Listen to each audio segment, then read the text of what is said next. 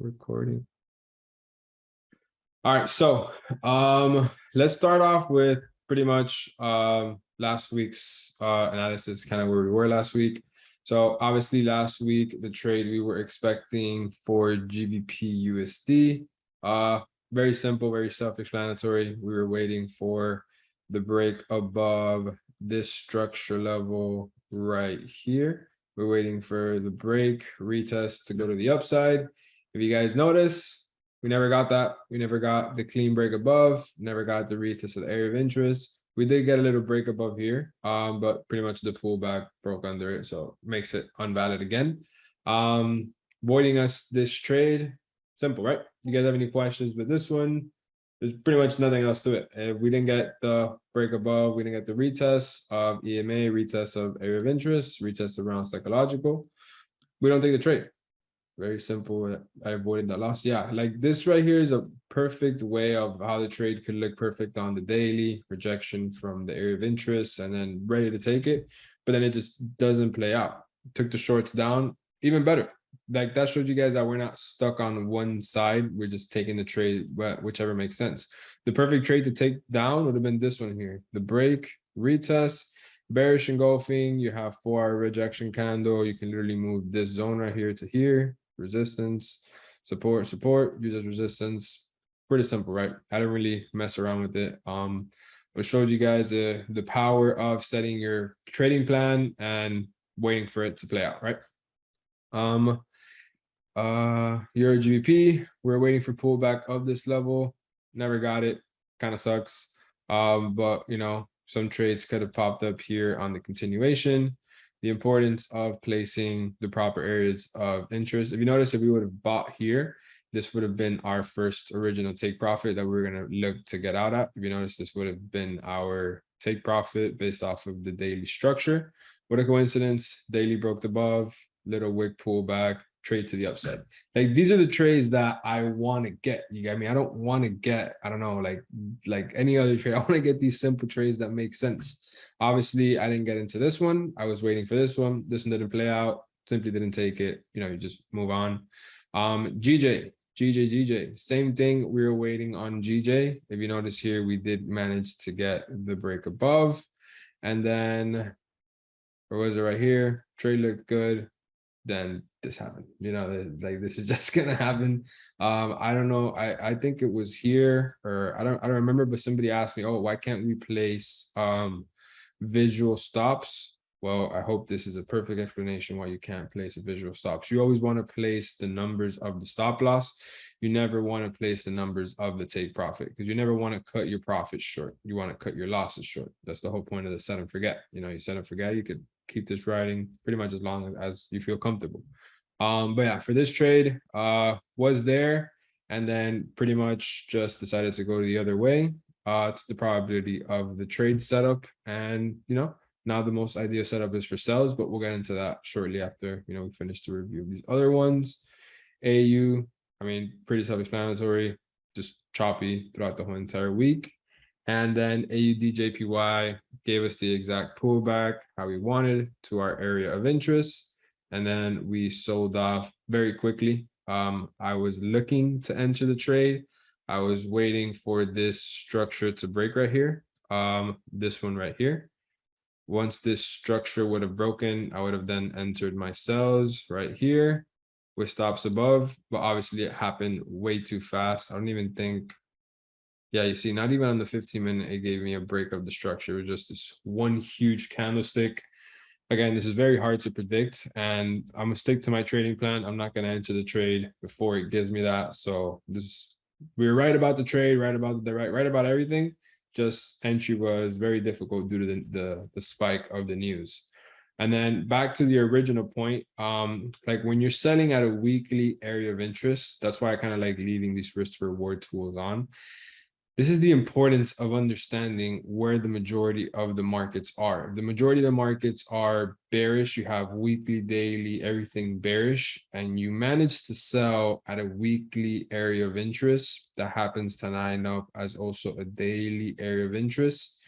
Like, there's no reason you should cut your profits short here. Like, you could have literally just held this for one more day and you could have quadrupled, 5x more your results, right? Because you're selling with the majority of the time frames. You're going with the trend.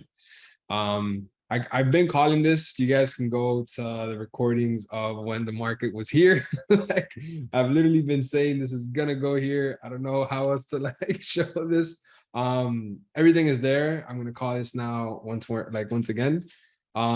This right here is going to now have a pullback to this level right here.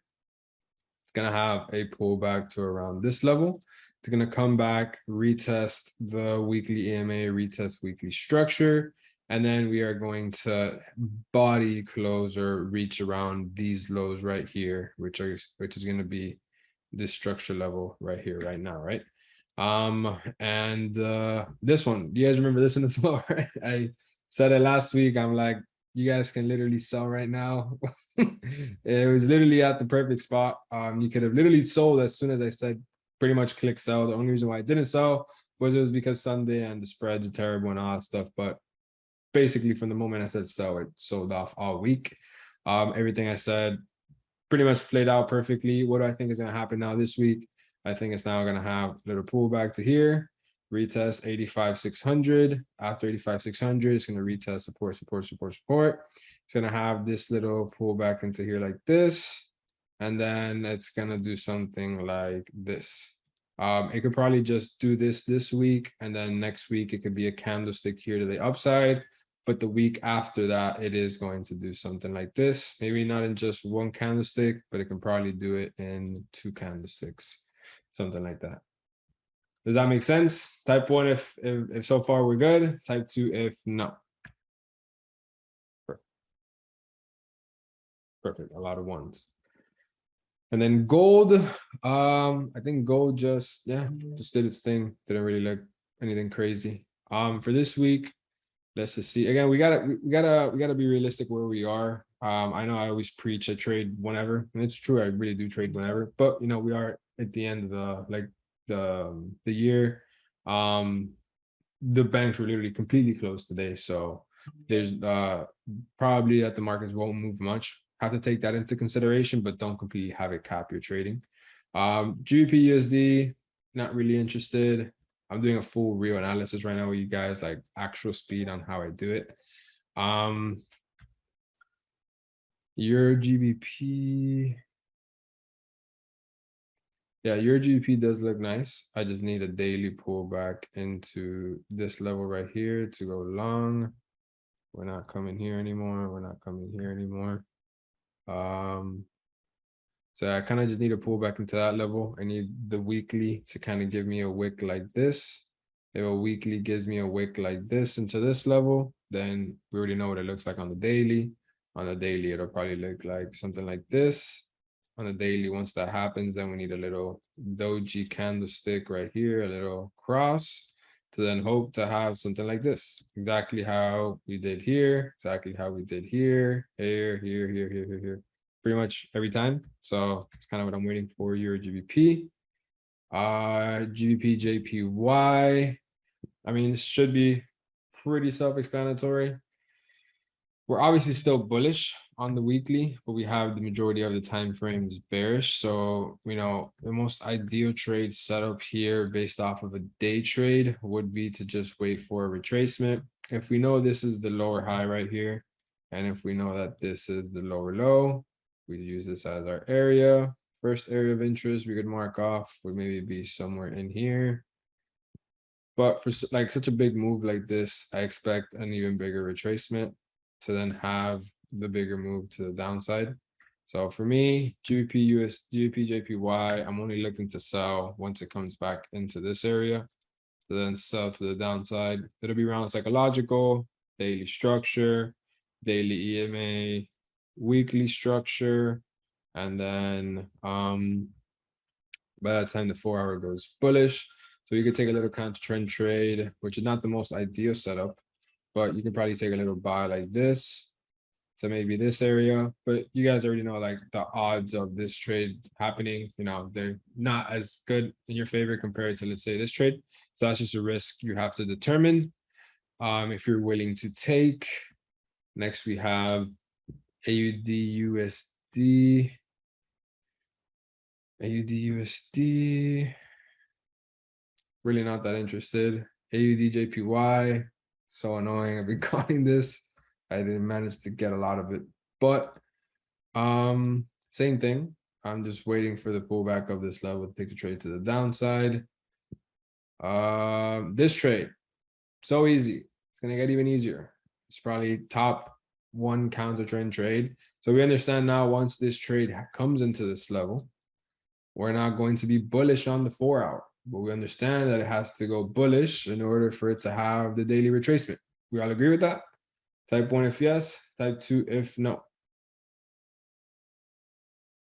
Perfect. Perfect. So we got to have little pullback into this level.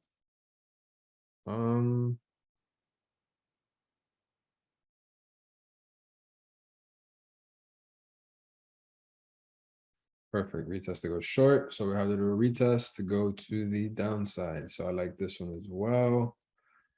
Gold, I'm good.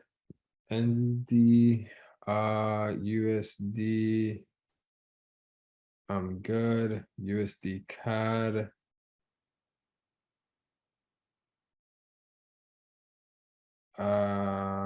Good. USD JPY.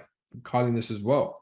We're overbought. Just, we're pretty high to the upside. We just simply need a retracement. So now here we are fully bearish on the weekly. Do we all agree that we're bearish on the weekly? Type 1 if yes, type 2 if no. Just want to make sure we're all on the same page. 1 if yes, 2 if no. Okay, perfect, perfect. All right. So we're obviously bearish on the weekly. We had here higher high, higher low, higher high. We've body closed under, making now the weekly time frame bearish. If I were to mark this off as a level of structure right here, we probably won't have the retracement there. So this can be area of interest 1. This can be area of interest 2. And then this right here can be area of interest 3. So I'm pretty much waiting for a pullback to here to wait for a sell. If not, I'm going to wait for a pullback to here to get the sell. If not, I'm going to wait for the pullback for here to get the sell. Pretty simple, easy. We already know what we wait for here. And here we just simply wait for the shift of structure. Shift of structure, shift of structure. So we'll have these 3 spots to go to the downside. I like this one as well. Yeah. USD CAD, I didn't like it. Euro JPY. All these JPYs look the same, so I'm just gonna stick with the one that makes the most sense. This is coming from the trenches. It's finally, coming to the upside. I'm good. NZD JPY, I'm good as well. This looks pretty good.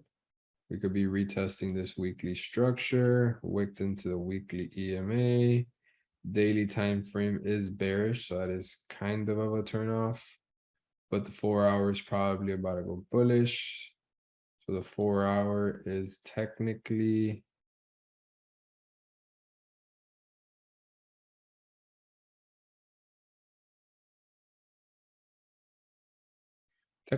bullish. We mark it off here. Yeah, we're technically bullish. This actually looks pretty good because we left head, right shoulder. Since we can't get in at the right shoulder, I actually like this one. We could get in at the break and retest of the neckline. Looks okay, doesn't look that crazy. And then GBP CHF, I'm good, and CAD JPY, I am good. So for this week, we have pretty interesting board. If I were to organize them from top to bottom, I'd probably put this one as 1, I'd put this one as 2. Let me just delete all of this. I'll leave that definitely. All right, so definitely number 1, I would have NZD CAD. Yes, it is a counter trend trade without a doubt, but I feel like it is the closest one to having the sell to the downside. I feel like we can have a little quick retracement to then have the push down. USD JPY, kind of same thing. We can either come into here, reject from here, not come into here, reject from here, not come in here and reject from here.